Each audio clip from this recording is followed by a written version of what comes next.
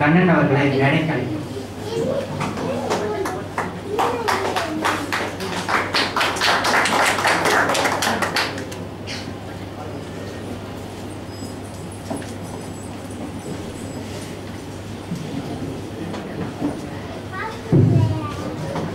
எல்லாருக்கும் காலை வணக்கம். இந்த அல்ட்ரான் கம்பெனி பற்றி வந்து எனக்கு ரொம்ப நாளாகவே தெரியும். காந்தி சாரை வந்து நண்பர் மூலயமா அவருக்கு நான் அறிமுகமானேன். அவரோட கடந்த கால வாழ்க்கை, இப்போ உள்ள வாழ்க்கை எல்லாமே வந்து எனக்கு நல்லாவே தெரியும். அடிக்கடி அவர்கிட்ட பேசக்கூடிய சந்தர்ப்பம் எனக்கு கிடைக்கும். அப்போ வந்து எனக்கு ஒன்று ஞாபகம் வருது. ஒரு ரோட்டில் வந்து ஒருத்தன் போயிட்டு இருந்தான். அவன் வந்து நிழல் தேடி வந்து ஒரு ஓரமாக ஒதுக்குறான். அந்த ஒதுக்க இடத்துல வந்து பார்த்தா லெஃப்ட் சைடு ஒரு பெரிய கேட்டு, நல்ல அழகான ஒரு தோட்டம் இருக்குது. உடனே எட்டி பார்க்குறேன். அங்கே ஒருத்தர் நிற்கிறாரு. ஐயா அந்த தோட்டத்தை பார்க்க முடியுமான்னு கேட்குறாரு. சரி உள்ளே வாங்க அப்படின்னு சொல்கிறாரு. இவருமே நல்ல தோட்டத்தை பார்க்குறாரு. தோட்டம் வந்து ரொம்ப பிரம்மாண்டமான நிலைமையில வந்து இருக்குது. ரொம்ப சந்தோஷமாயிட்டு, ஐயா நீங்கள் தான் இதுக்கு முதலாளியா? ஆமாம் நான் தான் முதலாளின்றாரு. உடனே அவர் சொல்கிறார் வந்து இந்த வெளிலேருந்து ரோட்லேருந்து பார்த்து சொல்கிறாரு, இந்த மாதிரி ஒரு அழகான உங்களுக்கு தோட்டம் கிடச்சிருக்கு, நீங்கள் ரொம்ப கொடுத்து வச்சவங்க அப்படின்ட்டு அவர் சொல்கிறாரு. உடனே அந்த முதலாளி சொல்கிறாரு, இந்த தோட்டத்தை நீ முன்னாடி பார்த்தீங்கன்னா தெரிஞ்சிருக்கும், இது வந்து கல்லும் முள்ளும் கடந்துதான் இருந்தது. இது வந்து நான் முருகராஜ் இதுமாதிரி நண்பர்கள் மாதிரி ஆட்கள் வந்து இதை உருவாக்கி ஒரு தோட்டத்தை உருவாக்கியிருக்கோம். ஸோ அது மாதிரி அவர் கடந்து வந்த பாதைகள் பார்த்தீங்கன்னா முள் கல் இதெல்லாம் தாண்டி தான் நீங்கள் வந்து வளர்ச்சி அடைஞ்சிருக்காரு. அப்புறம் அவரோட தொழிலாளியை பற்றி நான் பேசும்போது அடிக்கடி கேட்பேன், எப்படி சார் உங்கள் எம்ப்ளாயிஸ்லாம் எப்படி சார் அப்படிங்கும்போது எம்ப்ளாயிஸை பற்றி ரொம்ப பெருமையாகவே சொல்லுவார். என்னோட வளர்ச்சிக்கு பக்கபலமாக இருக்கிறது வந்து என்னோட எம்ப்ளாயிஸு அப்படின்பாரு.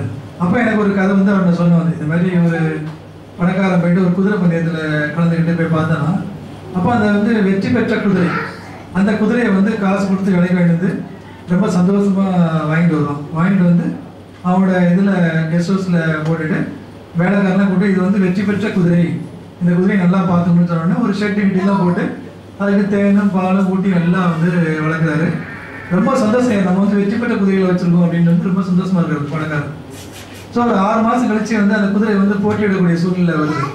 உடனே அந்த போட்டியில் கலந்துக்கும் போது பார்த்தா குதிரை வந்து கடைசியாக வருது.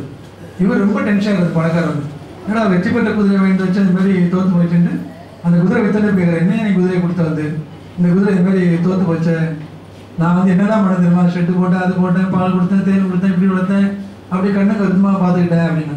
சரி எல்லாம் பண்ணீங்க, டெய்லி ட்ரைனிங் கொடுத்தீங்களா அப்படின்னு. ஆனால் காந்தி சார் கம்பெனி வளர்ச்சிக்காரன் வந்து வெல் ட்ரெயின்டு குதிரைகள் வச்சிருக்காரு வந்து, அதனால தான் அவர் கம்பெனி வந்து நல்லா வளர்ச்சி. அப்புறம் அவரை பற்றி திறமைகளை பற்றி பேசினா எனக்கு வந்து 6 வருஷ காலமாக எனக்கு வந்து தெரியும். அடிக்கடி மீட் பண்ணும்போது அப்போ நாங்கள் வெளிநாட்டு பிஸ்னஸ் டெவலப்மெண்ட் பற்றி தான் பேசியிருக்கோம். அவர் நிறைய நான் கிளைண்ட்ஸ் கொடுத்துருக்கேன். அது எல்லாமே ரொம்ப பெர்ஃபெக்டாக ஜெனினாக பண்ணுவார். அவர் எல்லா போட்டிகளையும் சமாளிக்கக்கூடிய திறமை உள்ளவர் வந்து. இப்படி நான் வந்து 2 பேச்சு போட்டியாளர் வந்து ஒரு போட்டியில் கலந்து போகிறாங்கன்னா, இது மாதிரி நிறைய ஆடியன்ஸ் இருக்காங்க. அந்த போட்டி என்னன்னா வந்து 2 பேரில் யார் நல்லா பேசுகிறா, அதை யார் அதிகமாக கைத்துட்டு வாங்குறாங்கிறது தான் அதோட பேச்சு போட்டி வந்து. சரி ஆடியன்ஸ்லாம் வெளில வெயிட் பண்ணுறாங்க. உள்ள ரூமில் வந்து விவாதிச்சு எப்படி பேசணுங்கிற டிஸ்கஷன் பண்ணிட்டு போது இந்த ஃபஸ்ட்டு பேசுறதுக்கு வந்து அவருக்கு ஒரு செல்லு வருது. அது செல்லு எடுத்துட்டு காதில் பேசிட்டு வெளில வரும்போது அவரோட பேப்பரை வந்து ஸ்கிரிப்ட் எழுதி வச்ச பேப்பர் வந்து டேபிள் மாதிரி வச்சிருக்காரு. இதை பக்கத்தில் ஒரு எட்டி பார்க்குறாரு. அது நல்லா இருக்க மாதிரி இருக்கு, நம்ம ப்ரிப்பேர் பண்ணது இது நல்லா இருக்கு, நம்ம இதை படிக்கலாம்னு சொல்லிட்டு இவர் எடுத்து போயிடாரு. மீட்டிங் ஆரம்பிச்சு டைம் வச்சு ஃபஸ்ட்டு போகிறவர் வந்து பேச ஆரம்பிச்சிடாரு. 2வது பேச வேண்டிய ஆள் வந்து செல்லு ஆஃப் பண்ணிட்டு வந்து ஆடியன்ஸ் முன்னாடி உட்காந்து பார்த்தா ஃபுல்லாக இவரோட கருத்துக்களை ஃபுல்லாக சொல்கிறாரு. கூட்டத்தில் பயங்கர. உடனே இவருக்கு என்ன பண்ணனே தெரில.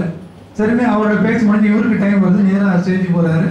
உடனே மைக் எடுத்து பிடிச்சி பேசுறாரு. இது மாதிரி வந்து எனக்கு வந்து உடம்பு சரியில்லை, அதனால் நான் இந்த சூழ்நிலை வந்து என்னால் அதிகமாக பேச முடியாத, நான் ஒரே ஒருத்தர் மட்டும் நன்றி சொல்ல கடமைப்பட்டிருக்கேன், என்னால் பேச முடியலன்னு சொல்லி இப்போ இதுக்கு முன்னாடி பேச நண்பர்கிட்ட என்னோட ஸ்கிரிப்ட் எல்லாம் கொடுத்து என்னால் பேச முடியல, எனக்காக நீ பேசணும்னு சொன்னேன்.